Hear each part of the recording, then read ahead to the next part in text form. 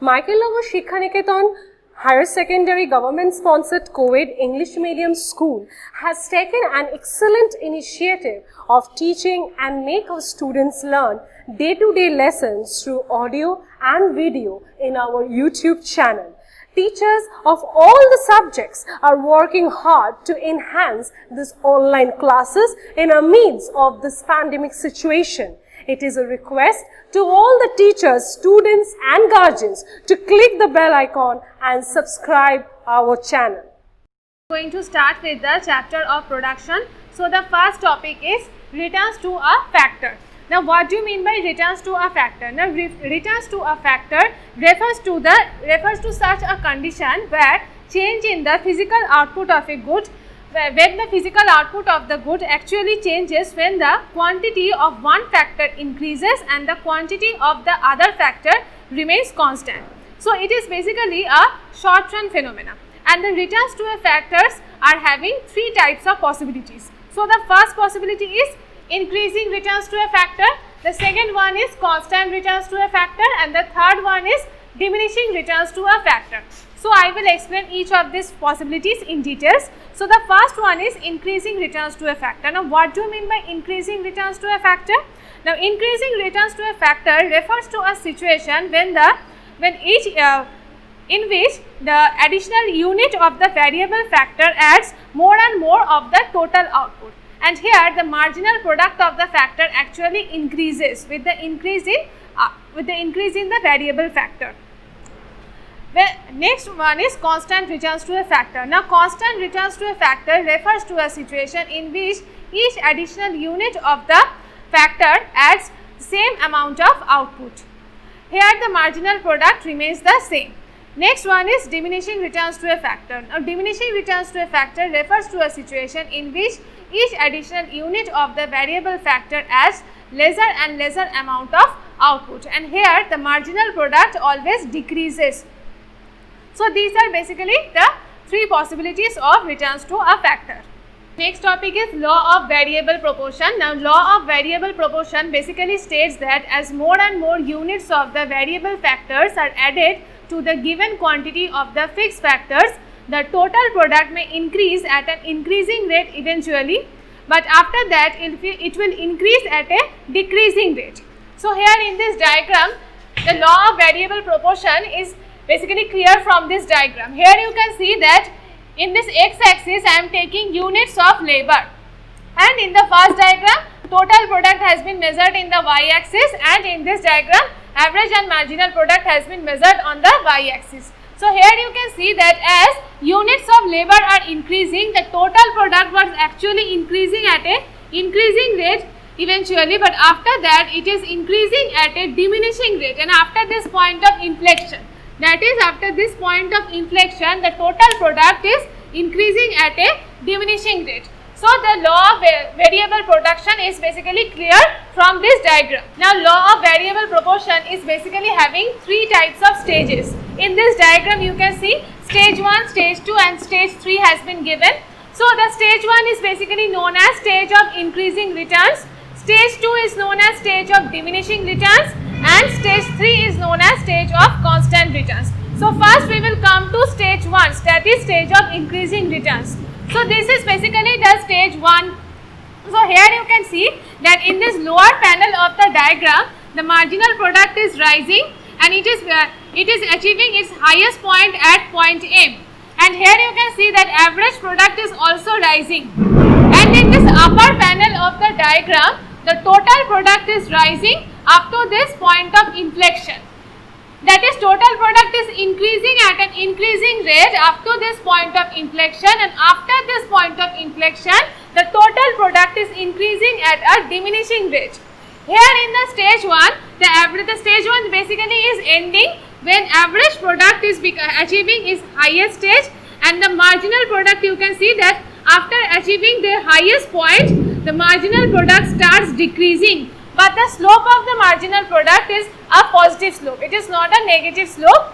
So at this point, when average product is becoming maximum, this stage 1 is actually ending. And in this stage, you can see that the total product is increasing at an increasing rate and it is also increasing at a diminishing rate also. Now next stage is stage of diminishing returns. Now in this stage you can see that the stage 2 is starting from here. Here in the upper panel of the diagram, the total product is increasing and it is achieving the highest point named as T. So the total product is reaching its maximum height, that is point T, and the marginal product and the average product has already started decreasing, and the marginal product is decreasing and it is coming to the point 0.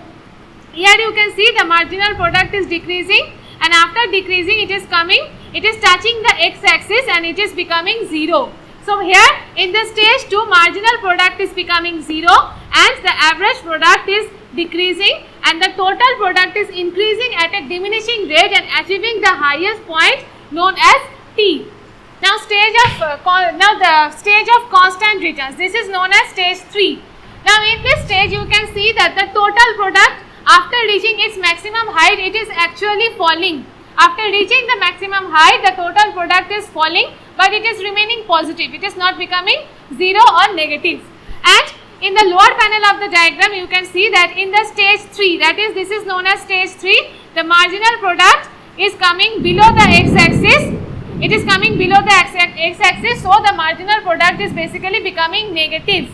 And the average product, it is decreasing, but it is remaining positive. It is not becoming negative. So this is known as stage 3. So in this way we are completing the 3 stages of the law of variable proportion. Now what do you mean by returns to scale? So in the way the total output basically changes due to the change in the scale of production is mainly known as laws of returns to scale. Now what do you mean by scale of production? Now when all the inputs are changed in the same proportion, we call it as the scale of production. Now there are mainly 3 possibilities in the returns to scale. In the first one is constant returns to scale, second one is increasing returns to scale, and the third one is decreasing returns to the scale. So first one is increasing returns to the scale. So if increase in output is same as the increase in input, that is mainly known as constant returns to scale. Second one is increasing returns to scale. So if the output increases, if the increase in output is more than the increase in input, that time it is known as increasing returns to scale. Next one is decreasing returns to scale. If the increase in output is less than the increase in input, that time it is known as decreasing returns to scale. So basically so I have already explained the 3 possibilities of returns to scale. I think it's clear to you.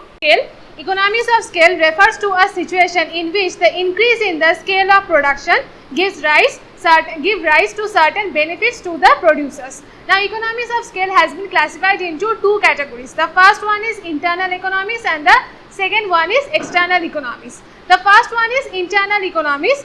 Now internal economies are those economies which arise due to the expansion of the plant size of the farm. Now how will the plant size of the farm will get expand? The plant size of the farm will get expand due to the use of better techniques, greater specialization, and due to good management. So with these three methods,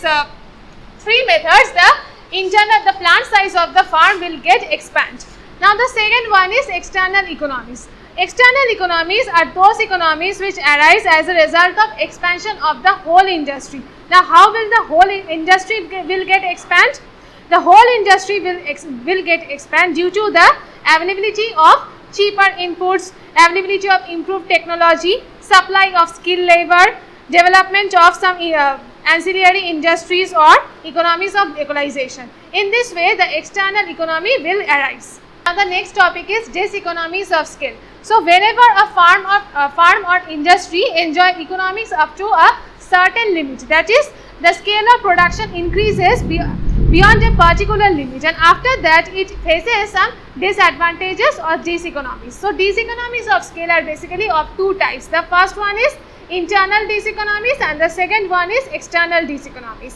Now internal diseconomies are those economies which are experienced by a particular farm which increases its production or scale beyond a particular limit. Now this Internal diseconomies arise due to certain factors. The first one is difficulty of management. The second one is inefficiency of labor, or it can be arise due to technical diseconomies.